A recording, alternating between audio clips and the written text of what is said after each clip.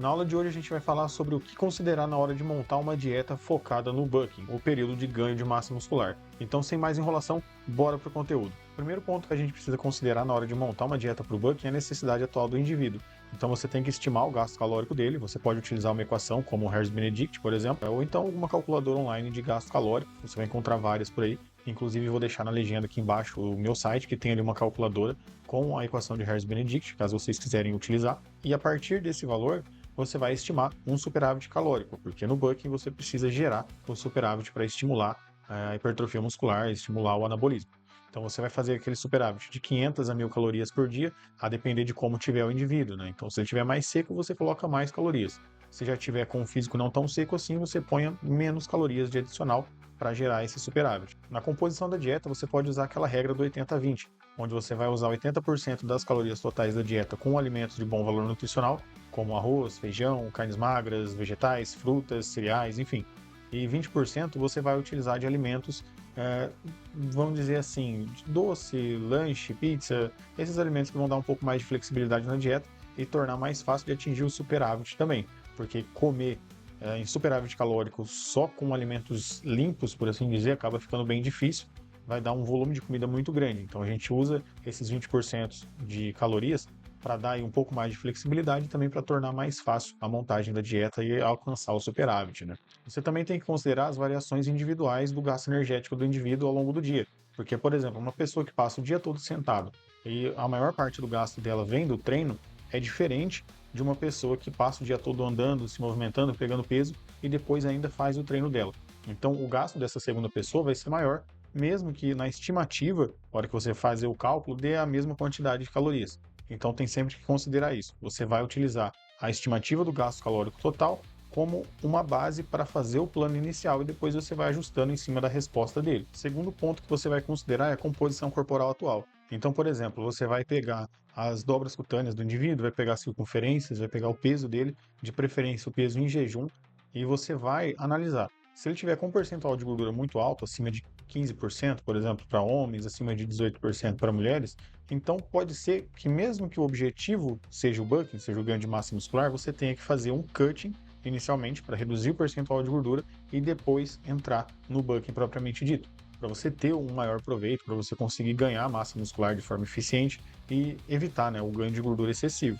E você precisa fazer um monitoramento frequente dessas medidas, do peso em jejum, das circunferências, das dobras cutâneas, se possível, para que você consiga analisar se ele está indo realmente a favor do objetivo proposto. Se você vê que está aumentando demais o peso, a circunferência está aumentando muito, a espessura das dobras também está aumentando muito, então é sinal de que o superávit está muito alto. Aí você vai ter que reduzir esse superávit calórico, às vezes fazer um período de mini cutting para controlar a subida do peso e depois retornar aumentando as calorias. Trouxe um exemplo prático de como acontece a evolução das medidas durante um período de bulking. Esse indivíduo aqui, esse aluno, ele era natural, não estava utilizando esteroide. A gente fez um período de cutting, ele secou bastante. Aí a gente iniciou o bulking dele com 75,8 quilos. Na segunda avaliação, vocês podem ver que o peso deu um salto. Esse salto é esperado nessa fase inicial, porque ele teve uma reposição energética, teve um aumento de retenção, aumento do volume de comida que ele estava consumindo também, então isso faz o peso dar esse salto maior. E vocês podem ver que na terceira avaliação, o peso já não subiu tanto. E a mesma coisa aqui na quarta avaliação. Então a gente vai aumentando as calorias de forma gradual conforme a resposta. E vocês podem ver aqui que as circunferências também, elas não aumentam tanto. Vocês podem ver uma flutuação aqui nas medidas também, porque é por conta do volume de comida, distensão gástrica, às vezes está com um pouco de gases, às vezes não está, mas também tem o ganho de gordura no processo, o ganho de retenção hídrica, e vai aumentando essas medidas, mas elas seguem de forma bem controlada, não é um aumento tão expressivo, tão grande assim. A circunferência do braço também aumentou bastante, veio aumentando mês a mês, né, a cada 30 dias que era feita essas avaliações, e aqui as dobras cutâneas também vocês podem acompanhar, que foi aumentando de forma gradual, foi bem controlado, então não é aquele ganho expressivo de peso, não é aquele ganho de gordura que a gente busca. A gente busca realmente otimizar o ganho de massa muscular e fazendo esse controle do percentual de gordura. Você precisa avaliar o estado clínico desse indivíduo, né, o estado de saúde dele. Porque se ele tiver com alguma patologia, como hipertensão, diabetes, hipotireoidismo, pode ser que você tenha que controlar um pouquinho mais esse ganho de peso durante o bulking. Pode ser que você tenha que fazer algum ajuste específico na dieta, usar menos sódio, por exemplo. Quanto à solicitação de exames, pode ser que realmente você precise pedir alguma coisa, mas nada muito exagerado, não precisa fazer aquela lista de 20, 30 exames. Você vai pegar coisas simples, como hemograma completo, glicemia, perfil lipídico, o TSH para avaliar como que está o funcionamento da tireoide, ureia, creatinina para ver como que está ali a questão da ingestão proteica dele, função renal. Então, com isso, você já consegue ter um panorama geral de como que está o quadro de saúde do indivíduo antes de você sair aumentando as calorias da dieta dele de qualquer forma. Você precisa ter ainda mais atenção nos exames quando o indivíduo é usuário de esteroides, porque ele pode trazer alteração no hemograma, no perfil lipídico, então pode ser que reduza ali o HDL, que é o colesterol bom, aumente o colesterol ruim, que é o LDL, isso vai prejudicar ali, porque pode aumentar o risco cardiovascular do indivíduo. Então, antes de você sair aumentando as calorias da dieta de qualquer forma, é preciso fazer essa avaliação inicial para saber o quadro de saúde geral dele e não acabar piorando, né? Se você notar que o indivíduo está com muito colateral, está com alteração muito significativa nos exames, pode ser necessário você orientar ele a reduzir a dosagem ou até retirar os esteroides, manter uma dieta normocalórica para depois você vir aumentando, né, as calorias da dieta conforme melhora o quadro. Porque se você sair aumentando as calorias, fazer o peso subir de qualquer forma, tiver com os exames todos alterados, tiver com muito colateral, isso pode piorar o quadro e você gerar sérios problemas aí para o indivíduo. Também é preciso considerar a rotina do indivíduo, as preferências, experiência com outras dietas, porque você vai precisar respeitar os horários dele, precisa respeitar o número de refeições que esse indivíduo consegue fazer no dia, porque não adianta nada você montar uma dieta com 6 refeições no dia se a pessoa está habituada a comer 3, 4 vezes no dia. Não faz sentido, você vai dificultar a adesão e isso vai piorar, porque você não vai conseguir fazer o indivíduo comer tudo que ele precisa e não vai atingir o resultado desejado. É importante que você distribua as proteínas da dieta em pelo menos 3 refeições ao longo do dia para manter um balanço nitrogenado positivo e assim manter o estímulo hipertrófico sempre mais elevado possível. Você também tem que considerar, obviamente, os alimentos que o indivíduo gosta, que ele não gosta, se ele tem alguma intolerância, alguma alergia a algum alimento, porque você não vai colocar alguma coisa que ele não gosta ou que ele tem alergia. Você vai dar prioridade para colocar os alimentos que a pessoa gosta na dieta, para justamente deixar o plano mais fácil de seguir. Se o indivíduo segue o plano, ele tem resultado, não tem para onde fugir. Você também precisa considerar o nível de treinamento e as atividades que o indivíduo faz no dia. Porque uma pessoa que tem mais experiência, que já treina mais tempo, consegue progredir melhor as cargas, consegue extrair mais do treino e que tem aí uma rotina um pouco mais corrida, ele gasta muito mais do que o indivíduo sedentário, do que o iniciante. E para esse indivíduo que tem um maior gasto, você consegue ter uma flexibilidade maior na dieta, porque ele tem esse gasto aumentado e isso gera uma flexibilidade metabólica, né? Então você consegue usar mais calorias e colocar principalmente mais carboidratos na dieta desse indivíduo para que ele consiga extrair cada vez mais dos treinos. Já para um iniciante, principalmente se esse indivíduo ele passa o dia todo sentado, se ele tem uma rotina mais tranquila, você não tem uma flexibilidade metabólica tão grande. Então você vai ter que usar uma quantidade um pouco menor de calorias no superávit para evitar que ele ganhe peso muito rápido. Um outro ponto a considerar é se o indivíduo está utilizando algum fármaco, esteroide ou suplemento, porque isso pode impactar diretamente na forma que você vai montar a dieta.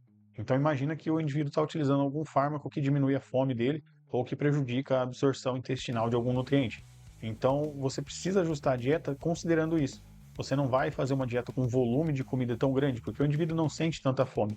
Então você vai usar uma dieta com mais alimentos de maior densidade calórica desde o início, considerando, né, que o indivíduo sente menos fome por conta do medicamento que ele está utilizando. Então é preciso que você conheça os medicamentos que ele usa, os fármacos, e os colaterais que isso pode causar, né, os efeitos que isso causa nele, para que você possa ajustar a dieta de forma mais específica, por assim dizer, e que vá condizer com a realidade dele, com o que ele sente, para tornar o processo mais fácil para ele. Quanto ao uso de esteroides, você vai precisar avaliar se o indivíduo está tendo muito colateral, se ele está tendo alteração nos exames, para você poder definir se você vai já aumentar as calorias da dieta, se você vai segurar um pouco ali numa isocalórica, ou se vai fazer um déficit calórico inicialmente, para fazer a correção do que for preciso e depois você vir aumentando as calorias da dieta. Quanto à suplementação, não tem muito para onde correr. É creatina, cafeína e às vezes um whey protein, né, alguma proteína em pó, para ajudar ele a atingir a necessidade proteica do dia, se ele não estiver conseguindo atingir essa necessidade através dos alimentos da dieta, o que é um pouco difícil, principalmente no bulking, onde a ingestão proteica é menor do que num cutting, por exemplo. E claro, se o indivíduo tiver com alguma deficiência de vitamina ou mineral, pode ser necessário você suplementar essa vitamina ou mineral específico para realmente bater a necessidade, né, e evitar que o indivíduo tenha algum problema dessa deficiência. Se o indivíduo estiver usando BCA, glutamina, multivitamínico, beta-alanina, aqueles pré-treinos genéricos, né, que só tem a cafeína de útil dentro, pode ser interessante você desencorajar ele a utilizar, porque aquilo não vai trazer nenhum benefício para ele e vai fazer ele gastar mais dinheiro do que ele precisaria gastar. E falando em dinheiro, você também precisa avaliar a condição financeira do indivíduo para tornar o planejamento acessível e deixar ele sustentável, porque não adianta nada você colocar ali sei lá, filé de salmão para o cara comer de fonte proteica se ele não tem dinheiro para comprar isso. Não adianta, ele não vai conseguir seguir. Você pode usar a lista de substituição para facilitar, para ele não ter que ficar preso àqueles alimentos ali. Isso vai dar tanto uma flexibilidade maior para ele seguir, para ele não enjoar de comer a mesma coisa, e também deixar mais fácil para que ele compre os alimentos que ele possa comprar no dia, que a grana dele permita ele comprar.